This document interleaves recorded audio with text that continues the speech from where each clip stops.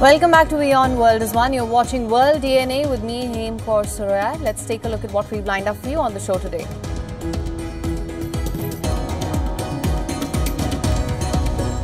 At least 27 people killed in a fire in a gaming zone in India's Gujarat state on Saturday evening. Many of the killed are children. Chief Minister orders probe as the top leaders voice concern over the tragedy.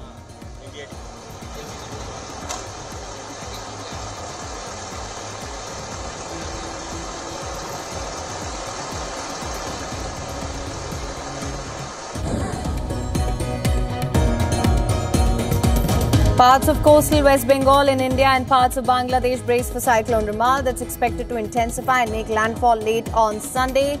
Kolkata airport to suspend flight operations for 21 hours from noon today.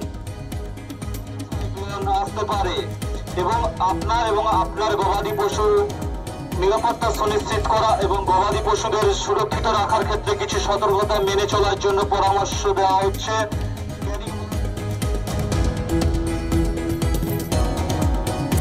As Israel continues onslaught in Rafah, Hamas claims it has captured some Israeli soldiers during their operations. Hopes of mediated Israel-Hamas peace talks resuming in the coming week.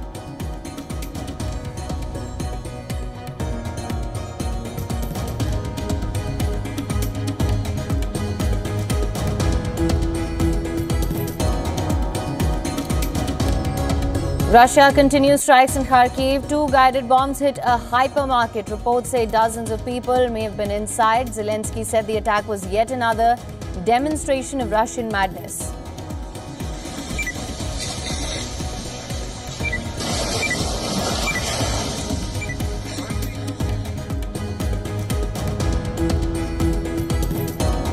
No relief from the heat more than a week into searing temperatures in North India.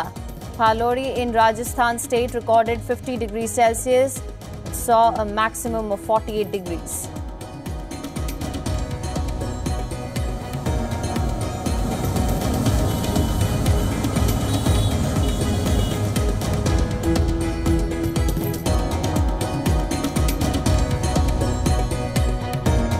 Kolkata Knight Riders take on Sunrisers Hyderabad in the Indian Premier League final today. KKR is eyeing their IPL title while Sunrisers Hyderabad look for the second championship after 2016.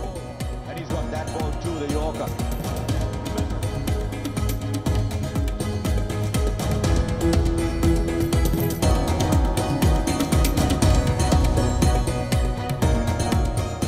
At least 27 people, including 9 children, have been killed in a massive fire in Gujarat. The fire broke out in a gaming zone in the city's Rajkot city. The exact cause of the fire is still not clear. Now, the fire erupted as many school students were playing in the gaming zone, most of them here during their summer vacation.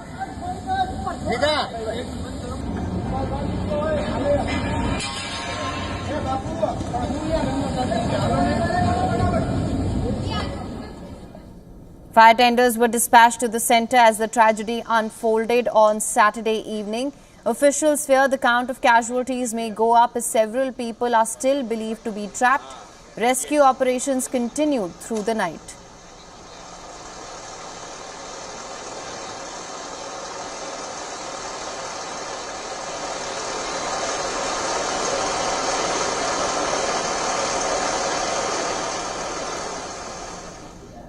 Investigations are underway on the cause of the blaze. The state government has formed a special investigation team to probe the tragedy. An FIR has been registered.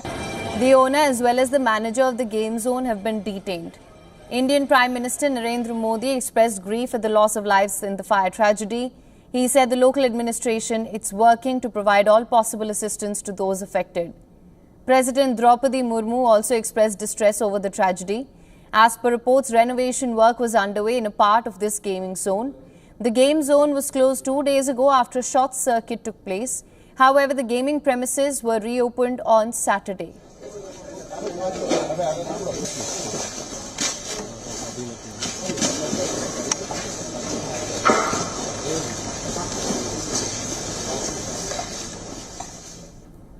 Let's shift our focus now. Hamas claims it has captured Israeli soldiers in Gaza during its operations there on Saturday.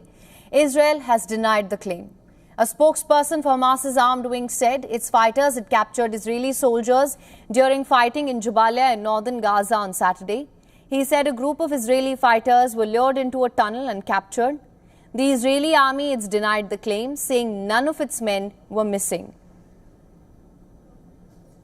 Our fighters lured a Zionist force into an ambush inside a tunnel.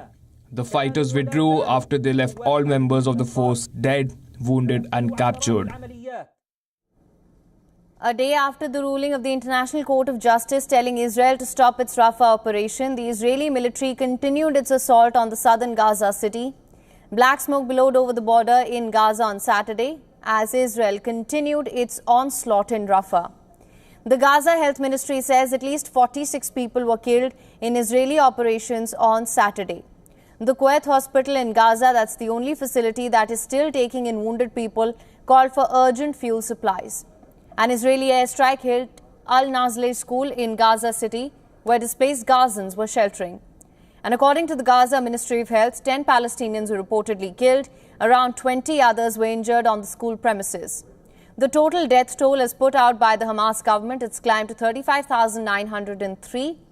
Meanwhile, cramped makeshift housing for displaced people in Deir al-Bala area of Gaza, it's expanded onto the beach as people look for safe places to shelter. In the past 2 weeks, more than 1 million Palestinians fled Rafah as Israeli forces pressed deeper into the city. Egypt has agreed to send UN humanitarian aid trucks through the Kerem Shalom border crossing, Israel's main entry point into southern Gaza. But it remains unclear if the trucks will be able to enter because fighting still rages in Rafah.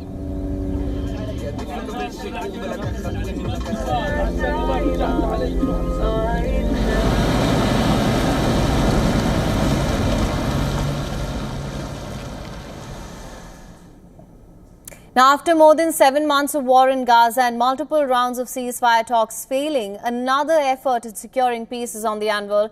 Prospects have emerged of a resumption of mediated talks for the Israel-Hamas ceasefire plan.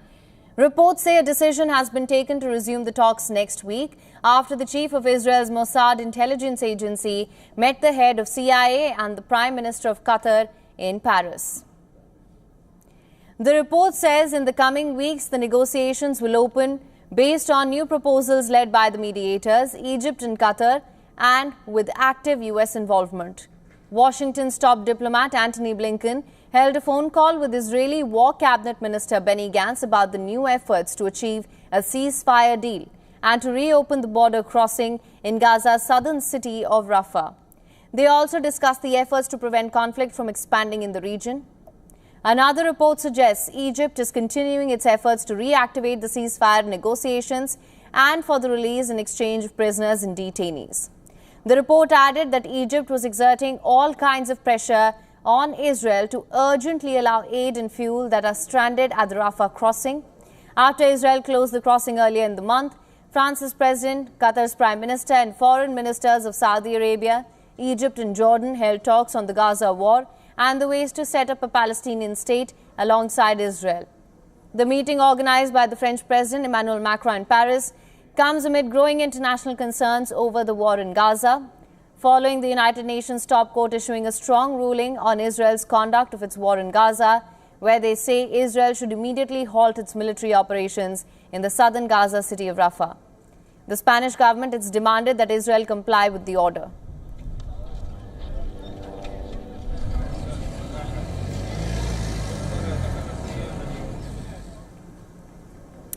In Pakistan, members of two families of the minority Christian community were rescued by the police after a crowd reportedly attacked their settlement in eastern Pakistan. According to the publication Dawn, at least 15 suspects were arrested after two Christian families were rescued from a mob that attacked their homes. Trouble broke out after some neighbors alleged that a minority community member had desecrated the Quran. A crowd then gathered, accusing the Christian group of blasphemy. They set fire to a house and a shoe factory. The Human Rights Commission of Pakistan said the Christian community was at grave risk at the hands of the charged mob. Rights groups have often claimed that Pakistan's harsh blasphemy laws are misused to settle personal scores. Last year, a mob attacked a Christian community in eastern Pakistan. They vandalized several churches and set scores of houses on fire after accusing two people of desecrating the Quran.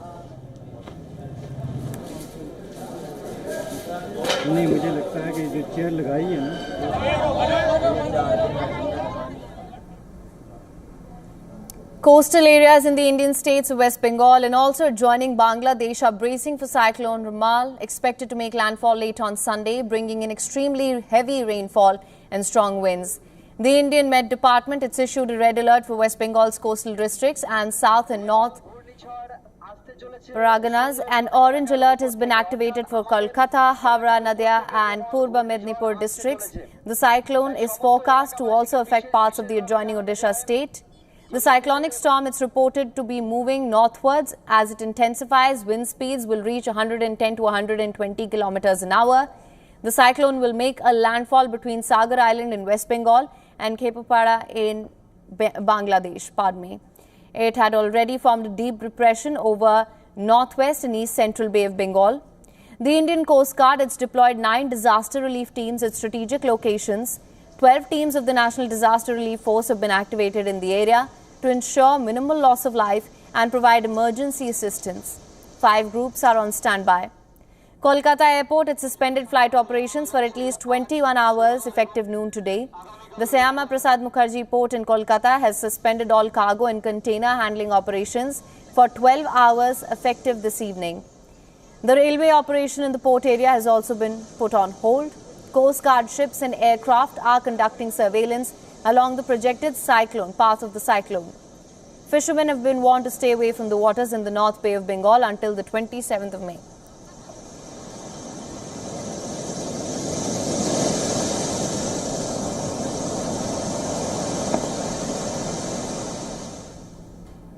North India is boiling hot these days. In the desert state of Rajasthan, the Bhalori district registered a temperature of 50 degrees Celsius, with other states sweltering under similar temperatures. Here are a few of the best travel places in India that you can escape to beat the heat.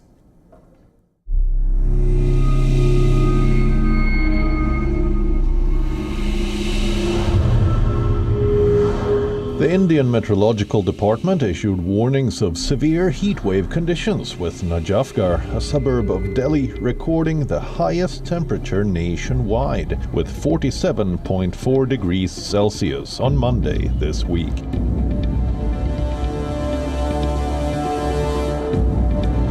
Other states, including Haryana, Madhya Pradesh, Punjab and Rajasthan, have also closed schools in response to the extreme heat.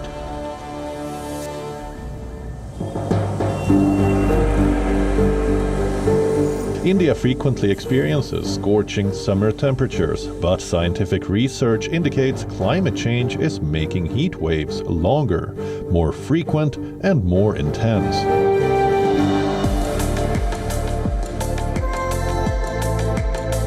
When intense heat waves strike many parts of India, where can you go to beat the heat? Here are our top recommendations for places to visit in India to avoid a heat wave, offering cooler climates and pleasant weather.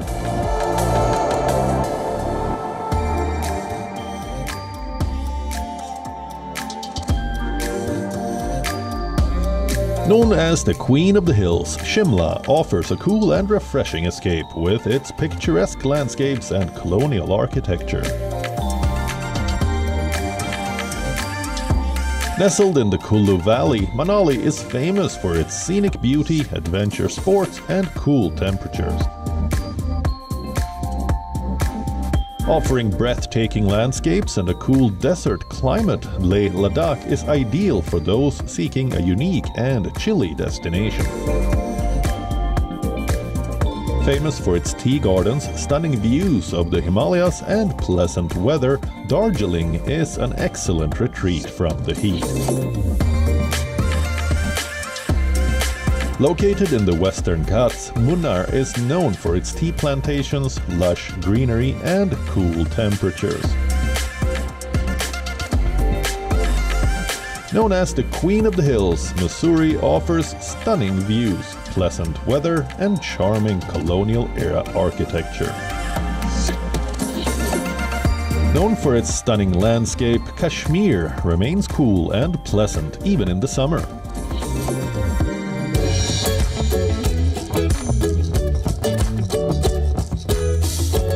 Finally, there is South India's Kodaikanal, where a wildlife-themed flower show is currently taking place as part of the summer festival. The 10-day exhibition features approximately 500,000 flowers, meticulously arranged into the shapes of animals. The cooler weather following a recent heat wave has boosted tourist attendance, with rain showers expected to continue for some time. All right, moving on. Now we put the spotlight on millennials and Gen Z. This vibrant cohort is now using clever tactics to reclaim their work-life balance. Take a look to find out their secret to preserve mental health. In the bustling world of work, where productivity looms like a shadow, a new trend is quietly making its mark: quiet vacationing. Employees are reportedly slipping away from their desks without a whisper, leaving their bosses none the wiser. Quiet vacationing is the stealthy art of taking time off without the formalities, and it's spreading like wildfire, especially among the vibrant cohorts of millennials and Gen Z. In a recent survey by the Harris Poll, a staggering 78% of workers in the US, particularly the young demographics, confessed to not fully utilizing their precious paid time off days. Why? Well, it seems the fear of being labelled as slackers or facing the relentless pressure of deadlines is sending them into stealth mode.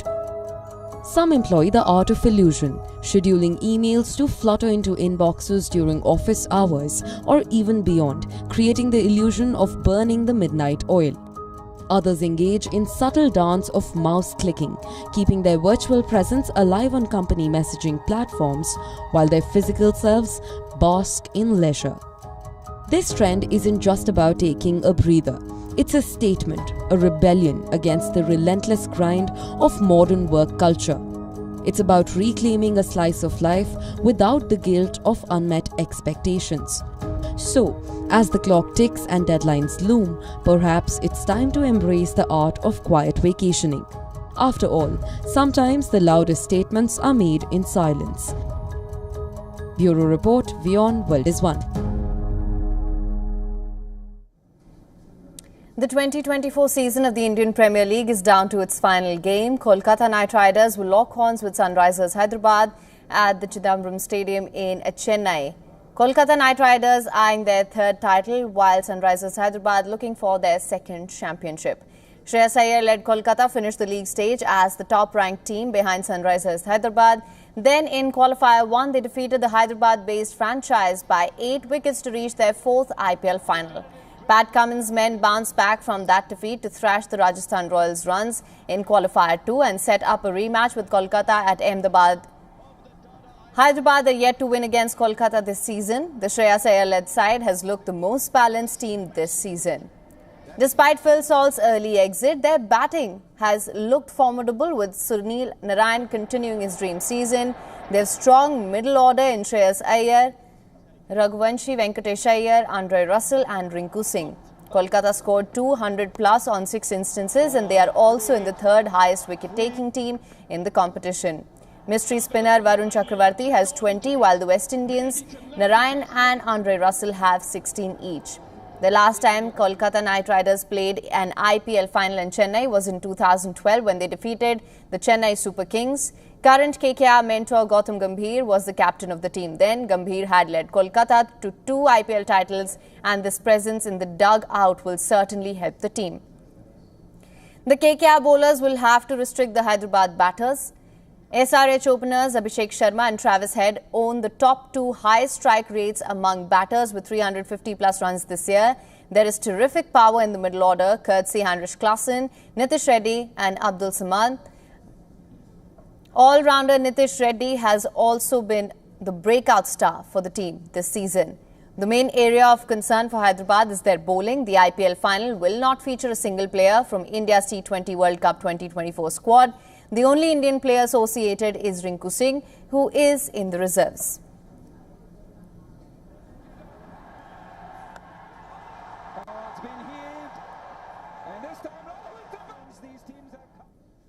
All right, on to the latest updates now from the world of showbiz. British actor Tom Holland is back on stage in London. He's starring as the male lead in a new production of William Shakespeare's Romeo and Juliet.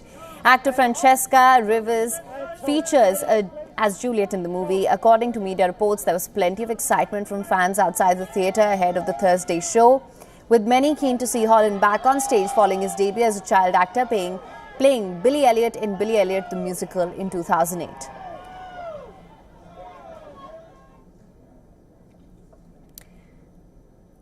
The prequel to Netflix's Stranger Things, now playing on London's West End, has been extended into 2025. The first shadow is set in Indiana in 1959 and tells the origin story of Henry Creel, a new kid in town who grows to become the villain, Vecna, who was introduced in the show's 4th season.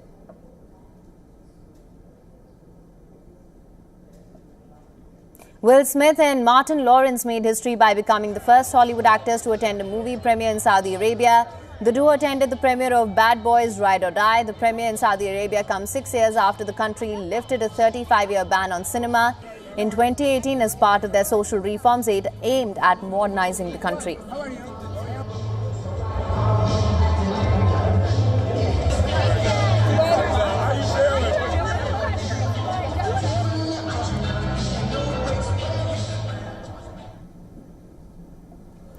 Now, the 6th phase of the Indian general election saw the elderly brave the heat to exercise their right to vote. In India's national capital alone, there were over 90,000 registered voters aged 85 above. While many exercised the vote via home facilities, there were many who turned up at the polling booths as well. And our next report looks at a few of them.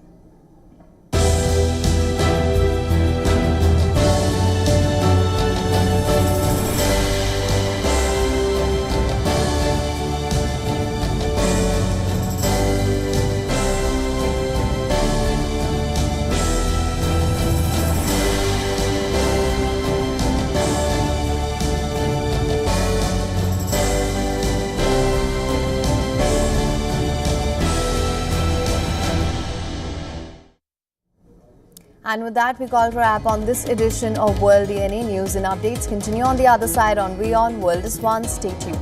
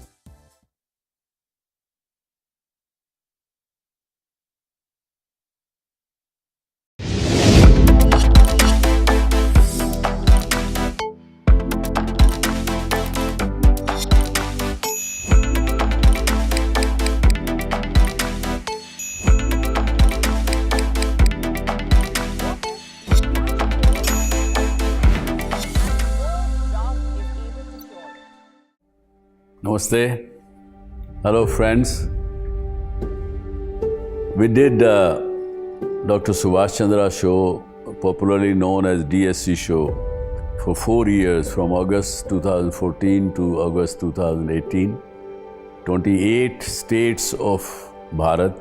Of course, we reached out to all of you in 190 countries across the world.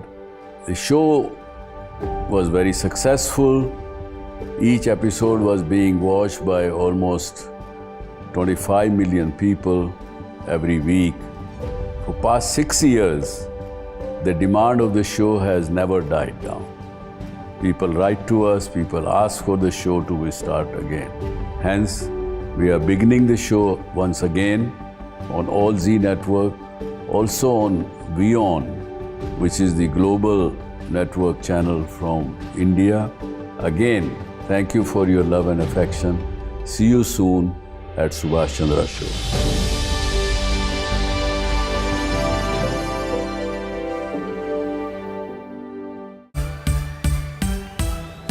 This week on Melt, a dangerous journey into the violent world of creative conflict with Tae Gwan Hin.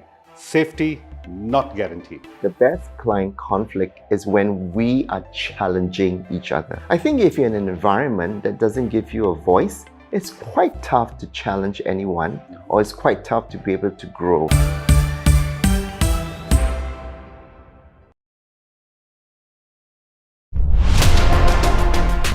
This week on Inside South Asia, foreign tourists attacked in Afghanistan amid the Taliban versus Islamic State Khorasan war, a nation caught in the dark ages.